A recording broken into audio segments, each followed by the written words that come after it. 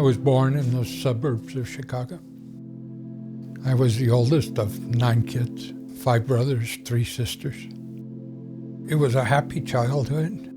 Had a dinner bell on the back porch, and I used to go out in the backyard and freeze the backyard, so we would ice skate all the time. And didn't really know too much about the war, other than what was on the news. And around my early teens, the draft started.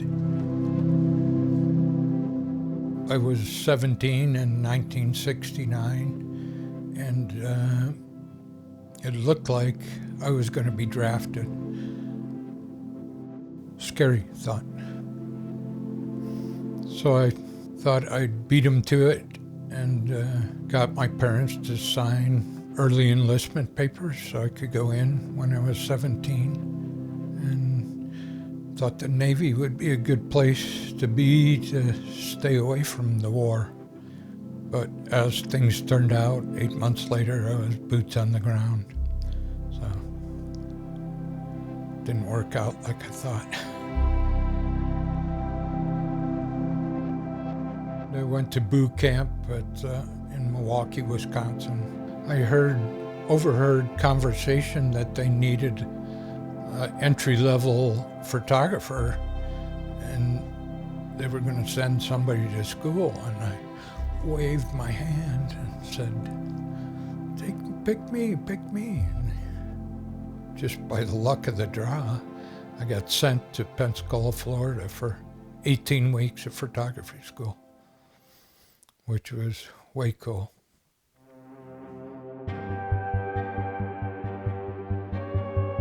And we learned everything from point-and-shoot cameras to 8x10 film cameras. My favorite part was learning something new. In the last 2 weeks of photography school, my battalion, MCB 62, shipped out to Vietnam. I really didn't believe in war. I actually packed up stuff to go to Canada. But when I was home with all my younger siblings running around the house, don't know how to explain it, but they all looked up to me, being the oldest. So I just decided to face the music and go.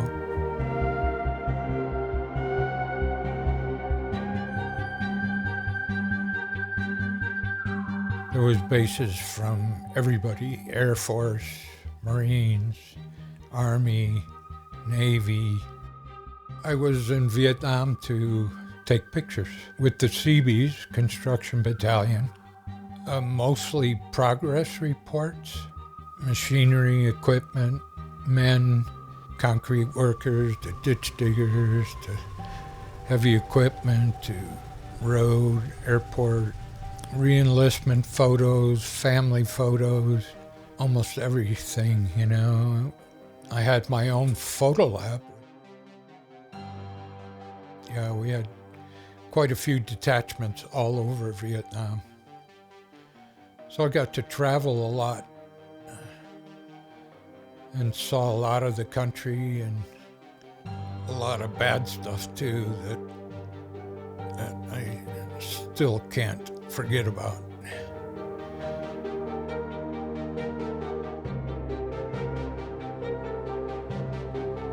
Had my own driver and Jeep that would take me to the road buildings up in north of Da Nang.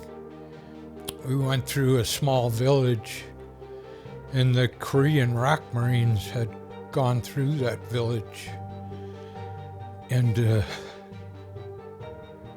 just chopped up all the bodies and had them on the ditches inside the roads. And they wanted to prove a point to that village because they suspected North Vietnamese sympathizers in the village. They just wiped out that whole village. Kids and women. Something I'll never forget.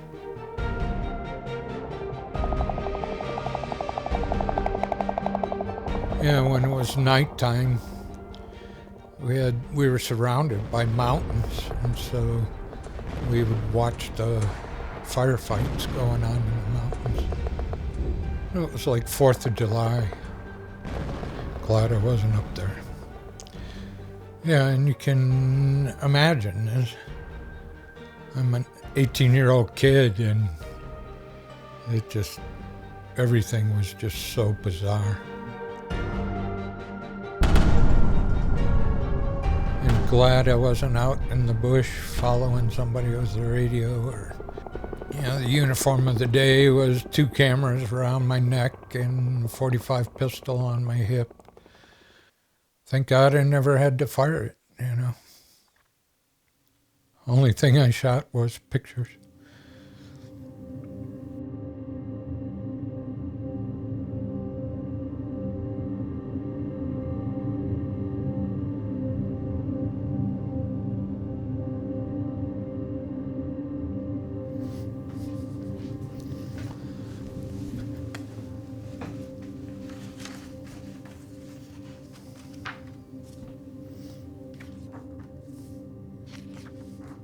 Just beautiful, gorgeous country. Tropical climate. Hot and sweaty. Beautiful art. Yeah, we had projects all over. Building roads, bridges. There was a bridge we built 3 times because they kept floating bombs down to it and blowing it up. I took a lot of these photos.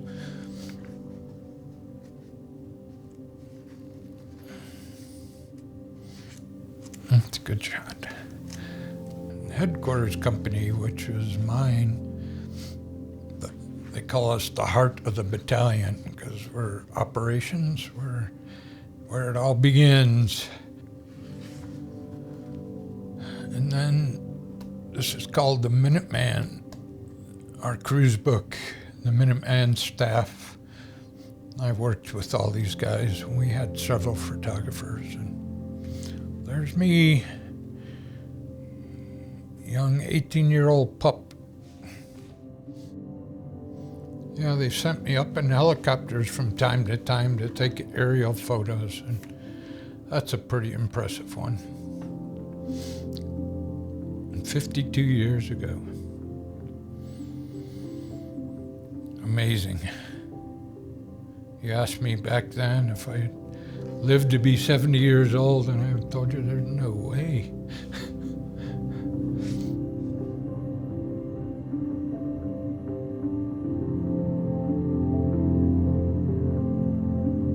I was in Vietnam for 8 months, 1969 through 1970.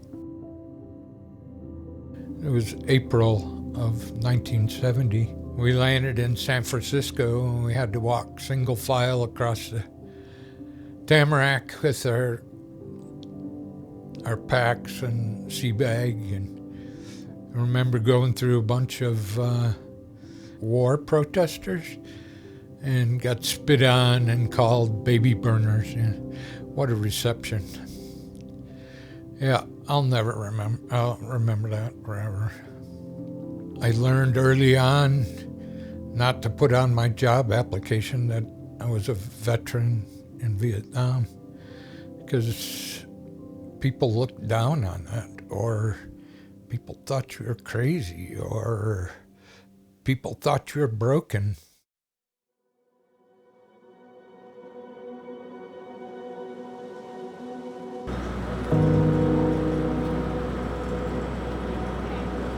I was privileged to go on the honor flight. I went online and filled out the application, not thinking that I would go, and they called me up and said, "We want you to go." And geez, it was so amazing.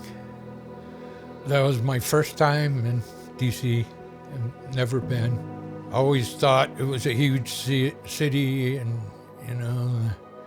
the government was so corrupt that I had no desire to go there.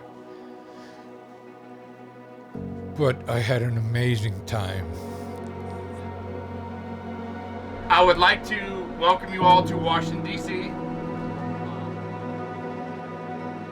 We did so much things. The war memorials, you know, FDR, World War II, Korean War Memorial was so incredible. They had bigger than life statues with guys in ponchos and guns, and their eyes were painted. I'm sure they did it on purpose, but it was just eerie, you know, you felt like you were there.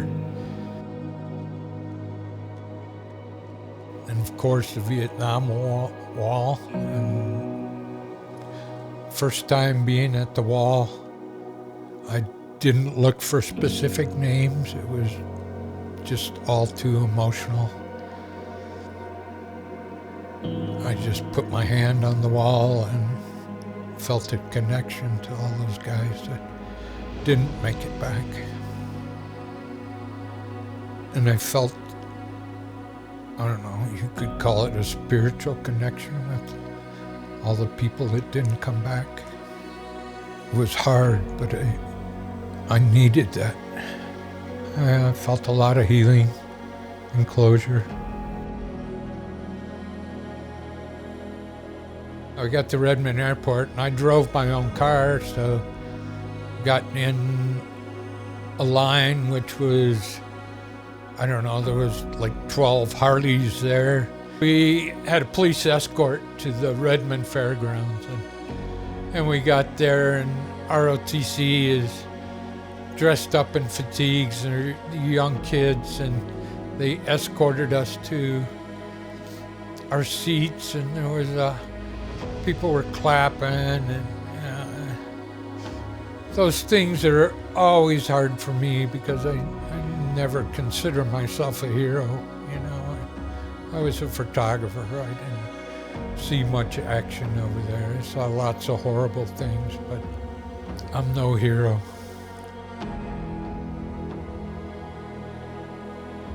Those people just did an amazing job on the honor flight. I can't say it enough times. It was amazing 52 years later to get that welcome home.